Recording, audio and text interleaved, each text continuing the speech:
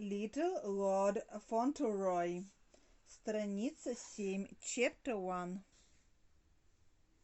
Cedric was a 7-year-old boy who lived with his mother in a small house on a quiet street in New York. Cedric's father, Captain Cedric Errol, was an Englishman.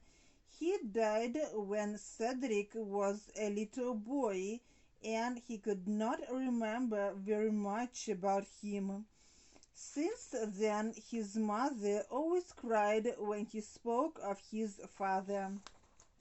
Страница 8. She was an orphan and quite alone in the world when Captain Cedric Errol married her.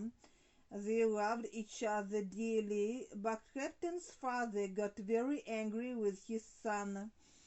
He lived in England and was a very rich and important old nobleman with a very bad temper.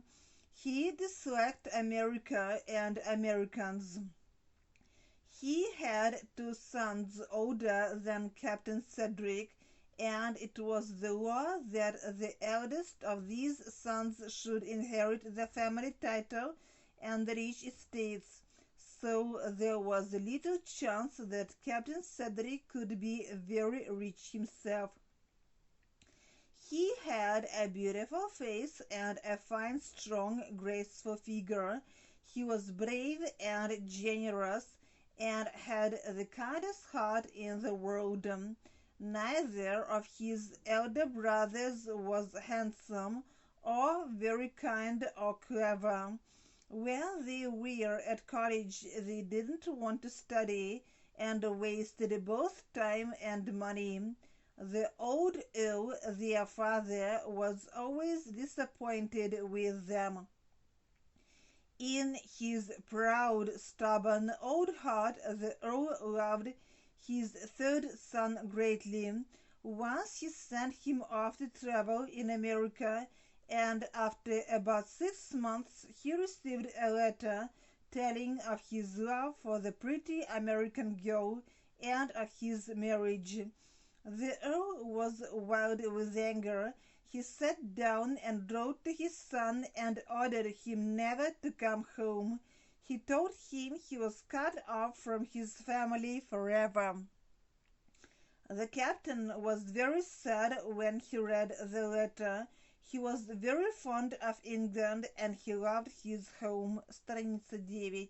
He loved his ill-tempered old father dearly, but he knew there was no way back. At first he didn't know what to do, but then he sought his commission in the English army and found some job in New York and married. The change from his old life in England was great, but he was young and happy, and he hoped for the better.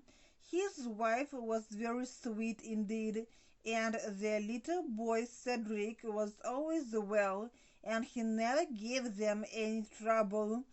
He was beautiful to look at, soft, curly, gold-colored hair, big brown eyes, and long eyelashes, and a darling little face. His manners were so good for a baby that everybody was pleased to see him and speak to him, and every month of his life he grew handsomer and more interesting. When he was old enough to work out with his nurse, he attracted everyone's attention. His greatest charm was his cheerful and fearless way of making friends with people. His mother was a very good companion for him. They used to walk together and talk together and play together. When he was quite a small boy, he learned to read, and after that he used to lie on the hearth rug in the evening and read aloud. Mary, the only servant, was very fond and proud of him. She was ready to work early and late to help his mother, make his small suits and keep them in order. Страница 10. Cedric did not know that he looked like a young lord. He did not know what a lord was. One of his friends was Dick, a bootblack, but his greatest friend was a grocer at the corner. His name was Mr. Hobbs, and Cedric admired and respected him very much. He had so many things in his store: prunes and figs, oranges and biscuits. Besides, he had a horse and wagon. Cedric was fond of the milkman and the baker, but he liked Mr. Hobbs best of all, and went to see him every day. It was quite surprising how many things they found to talk about. The 4th of July, for instance. When they began to talk about the 4th of July, there seemed no end to it. Mr. Hobbs had a very bad opinion of the British. He was against the aristocracy, earls and marquises in particular.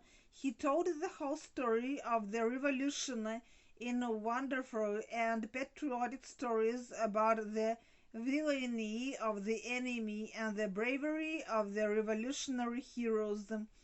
Cedric was so excited that his eyes shone and his cheeks were red. It was perhaps Mr. Hobbs who gave him his first interest in politics. One day when Cedric came home, there was a cop standing before the door, and someone was in the little parlor talking to his mother.